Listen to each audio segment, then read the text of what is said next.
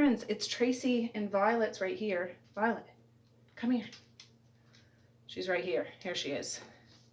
From Tea Time with Tracey and Violet. And I'm sorry I haven't got videos out. Well, I had one pre-scheduled, my last book haul one. But I've just been super busy. October's a really exciting month for me. Violet, you can have some tea in a minute, okay? Not really, but you know. Things have been going on, like Halloween's. Today is the 29th of October, and I have a bunch of teacups here, and I have a whole bunch of books I need to make videos for, so I'm gonna make videos until I'm done this pot of tea. I'm just having, Violet, you're in front of the light. I'm sitting in my dining room in front of my magic door, and which is appropriate because skedaddle, would ya? Just a minute. Hey, you guys are, just a minute. Is that better? The book I'm going to talk about first is about witches, but I got my, come here, you doorknob. Jeez. My magic toad. I'm going to be talking about a witchy book. One of my friends sent it to me, and she's the author, which I didn't know, over on my, I have another YouTube channel, Nova Scotia Living. You don't have to follow me there, but if you do, I do videos every day, just about every single day. And it's just about me hubbubbing around doing this and that. So in October, we've done a lot of things. Our Big Fat Thanksgiving is in October. Halloween, we did some, took a couple of my kids to wrestling the other day, and just a lot of stuff going on. So I haven't got time to sit down to do a dedicated videos to the books I've been reading, but I've been reading up a storm. Not as much as I'd like, but you know, I'm not a big TV watcher. I'm a book reader or a book listener, listening or tour, whatever. But I'm going to start with the last book I read. Was it the last book? But Laverne Stewart, she sent it to me. Now, she watches my other video, and I had no idea I have such talented friends. She lives in New Brunswick. I live in Nova Scotia, so New Brunswick is our neighboring province. And she writes books. I'm like, oh my goodness, Violet. And I had never heard of these books. So that's why I want to talk about it, to get her name out there. I mean, I think she's well established anyways, but I didn't know. You know what I mean? I'm not the most, you know, what is it? Well-read person, I guess. But the book I want to talk about is Coven, Coven of the Soul Sisters. And I think this is a series. This is her latest book, I believe. But just a minute, I need to have a cup of tea. And if you don't leave that GD light alone, girl, heaven's sakes. So I have a bunch of videos to make. I have a whole bunch of girls here. So I'll switch between my teacups for my videos, but I'm using my big, well, I think it's a coffee pot, and I think it's leaking, for goodness sakes. But yeah, I'll switch my teacups. I was trying to pick ones with kind of fallish colors. I know I have other ones too, but yeah. And I think she has been out before, but I really like the dark flowers. And she has a big old thick band at the bottom. Look at that. And you can see she's kind of rippled. And she's got a big booty. Look at that. Pow. Pow. Yeah. She has gold up at the top. Oh, I just love her. So she has gold on this side and this side of her arm. And yeah, this is her skirt or pedestal.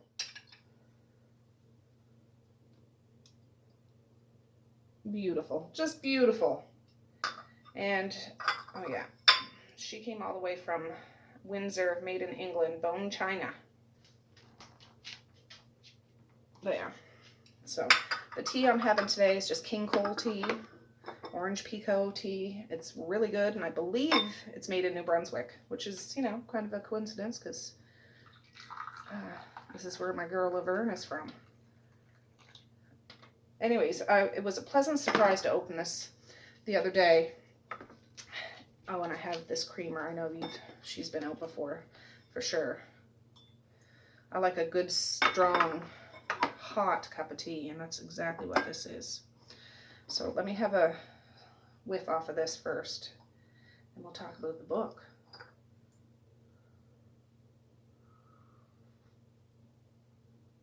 Oh, it scorches all the way down. Oh, delicious. Yeah, it's a Friday morning, 9:45 in the morning, so yeah. Anyways, this book, I have to say, I read it all in one day. It's not a super long book, but I couldn't put it down.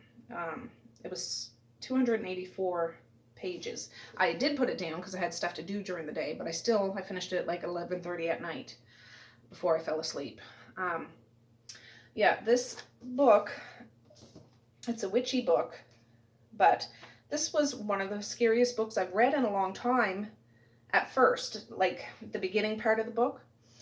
This book starts off in like the 1600s, right around, the witch burning and witch trials and things like this. But it starts over in, I want to say Ireland, or like the Celtic Europe area. And, God, I just finished this the other day. What the heck is the girl's name in the first part of the book? No. Anyways, oh yeah. Hezabah. I don't know if I'm saying that right, but her husband calls her Hesse. So it's about this young couple, and they're living in a little village over in Europe, Celtic Europe area. And what's going on is people are being accused of witchcraft just on the silliest things. For example, it's not really a spoiler, it just gives you the flavor of the ridiculousness that was going on in that time. A little girl was seen in her garden braiding her hair, singing a song at nighttime, accused of a witch and burned at the stake. Like, what? So this kind of behavior of the society prompted this married young couple to want to flee or move to someplace they thought would be safer. Now, Hesse was a healer. Her mother was a healer, using natural herbs and things, roots and whatnot. It was like celebrating, she was a healer in the village, but it was getting to a point she felt like her husband was thinking that she was going to be accused of being a witch. Now, yes, she doesn't straight up and say she's a witch or anything like that, but her and other people that are like-minded had to go celebrate their beliefs in the woods at night around bonfires, singing, dancing and things, because this is right when Christianity was moving in and being forced upon people, and the way that they were living would be considered heathen ways. So, although moving would pretty much cut them off from where they came from, their roots and things like that, that was the only thing that they felt that they could do. Now, they don't have airplanes or anything, so they have to travel across the ocean. They were going to New England because Hesse's husband had a cousin over there who was the priest of a little village that they were going to go live. Now, there's more to the story. Just it goes through a bit of the travel on the ship, which I can't imagine taking weeks on a ship, and if sickness broke out, and if, hygiene and all that sort of thing. It sounds like a harrowing adventure, not in a good way, wow. Anyways, the first part of the book is them going from where they are to where they want to be. So they get to this little place in New England, and it's not like a big old town or anything. It's really just a little patchy patch of New England that's away from any of cities or big communities. But they start to get established there. Like, they're not living high on the hog. They're not doing anything like that. The cousin who he had never met welcomes them with open arms. And the scary part for me was when they moved to New England, it was so prevalent of how women were treated, which is terrifying to me, because women, they weren't treated wonderful over where they came from, but over in New England, women really did not have any rights at all. Like, at all. It's terrifying, because they couldn't take part in any of the decisions being made. They couldn't take part. They couldn't decide for themselves to do one thing or the other. They were treated like babies and not nurtured and pampered or anything like that, but just complete lack of control. Not because they weren't equipped to deal with it, but that's how society was, and that's absolutely terrifying to me. So they get kind of established, and where they are, there's no doctor or anything. So again, she is free to set up, and help heal people. She knows the roots to do. She, is exploring the forest, and she's learning new herbs and plants for healing from a friend she makes in the woods who is a First Nations medicine woman. They don't speak the same language or anything like that. Now, this is right at the time where First Nations people, Native people, are considered heathens and savages.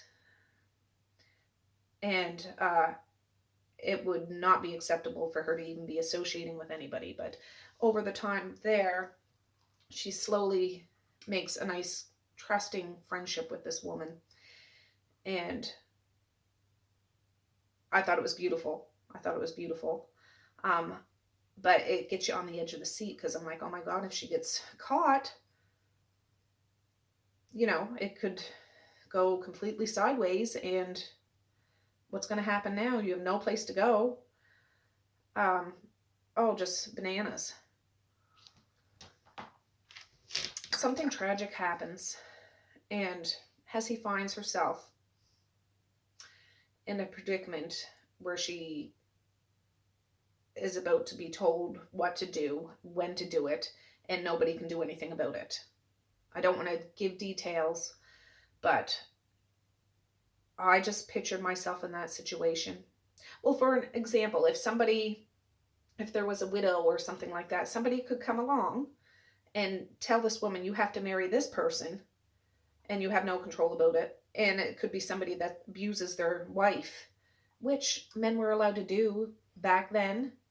They were allowed to beat their wives, and people did. And I'm just like, oh my goodness. I knew this, but just reading it through the eyes of the characters in this book. Luckily, Hessie had a wonderful husband, an understanding husband, and treated her wonderfully and understood what she was doing. That's why he's the one initiated the move, because he didn't want anything to happen to her. So the first part of this book escalates to a point where it's tragic, but there's love in there too, which doesn't make sense at all. The bonds and friendships with some of the people in this story are lifelong, whether here or years down the road or in the afterlife. Like, that's the kind of bond they form. But people are killed off in this story when you think something's going to go great, and it goes great, and then all of a sudden it goes absolutely terribly wrong. This is not like how true love wins and it all comes out in the wash. No.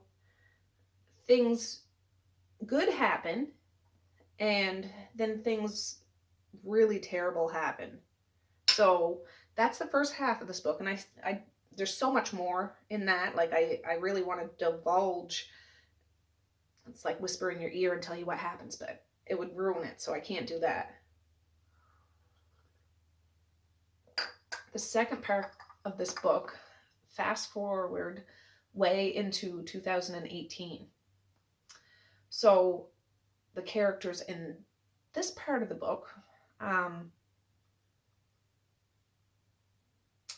can't even think of their names right off the bat. One of the main characters, it's a woman, I think she's around 40. She was a natural healer, like a naturopath or something. And her husband would go around the world and help small communities. And unfortunately, right off the bat, it says like her husband catches a terrible disease over in Botswana, I believe, and passes away. So she ends up moving back to her hometown, which is New England, because her mom reaches out, why don't you come home for a while? By the time she gets home, her mom passes away too. So she doesn't get a chance, and she hadn't seen her mom for a few years. So that's heartbreaking, but that's right off the bat, right off the bat. So she lands there, and she doesn't know what she's going to do with her life. She doesn't have anybody. She's an educated woman, but like, what am I going to do? She married young, fell in love, her one true love, and now anybody that was important in her life is gone. So she's went back there. She was like, well, I'll come back. I'll settle mom's estate and things like that. It's not a big fancy thing. But she ends up making some friends, some really good friends. Ones that I almost felt like, oh, I could be friends with those people. Absolutely be friends with those people. And the story, both in the past and in the future, have to do with religion, kind of like the wrath of Christianity way back when, where they took everything absolutely literally, which a lot of people still do, but not to the extent that you're going to be stoned or anything like that. But, well, and even in 2018, there was, well, one church is referenced in this. I don't think it's a real church, but, you know, they're talking about one of these new friends that the lady made, her shop. This lady owns a shop that sells herbs and candles and tarot cards and crystals and things like that. Doesn't claim to be a witch or anything, but of course this church is like, stay away from that place, children. That's the devil right there, and they're going to sway you even if they're nice. They're just, you know, ridiculousness. Like, it's a whole thing I could talk about. I'm not going to talk about, but when people think of, some people are so ignorant and think that witches are in league with the devil and things like that. That's not the case at all.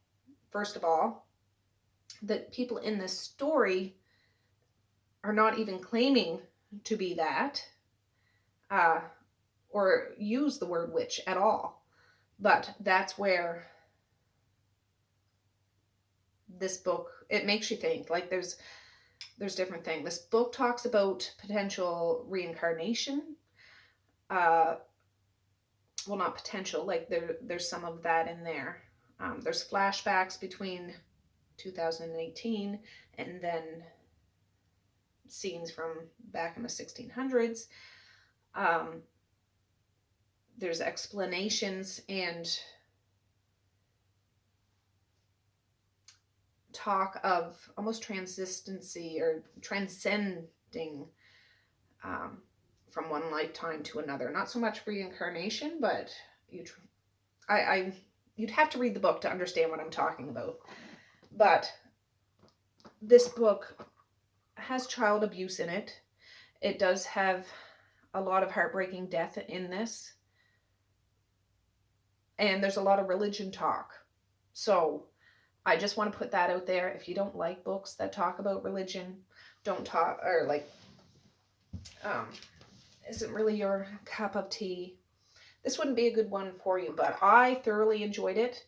It kind of, that topic kind of resonates with me. I've done, I haven't read a really good witchy kind of book, I don't think ever. But this one, I really could have sat down and read the whole thing if I was undisturbed. I really enjoyed it. So I certainly want to read more of her books. I don't know what the other ones, well, best-selling author of Angels in the Afterlife, and another one, Healing After Homicide, and The Haunted Heart. So, yeah. If you're interested in it, I will put the link to this down below, but it was wonderful. I thought it was the bee's knees. I did. So that's all I'll say about this. I just wanted to talk about it. It was one of those books, it's like a TV show or a movie you watch going in, not really knowing what it's about. And it turns out to be like, oh my goodness, that was so fantastic. That's how I felt about that book. Like, I just felt, it just made me feel warm with the friendships and bonds that some people make in this story. It was good. It was a good length. It wasn't drug out, and there was a lot of research put into this, I think. Like, there was a lot of quality, not quantity, information in here. So anyways, with that, I'm just going to end this because I still got a whole pot of tea to drink, and I got other books to talk about, and yeah, I still got to make supper later on. So there you go. Anyways, I'm going to say peace, love, and happiness today and every single day. Please like, share, and subscribe if you so choose. But if not, that's okay too. I still love you. I still want all the happiness in the world for each and every one of you out there. I certainly do. I really, really honest and truly do. Yes, I do. So, all right, guys. Well, I will, I'll say have a good night or have a good morning. And I might see you tomorrow. Bye. Bloop.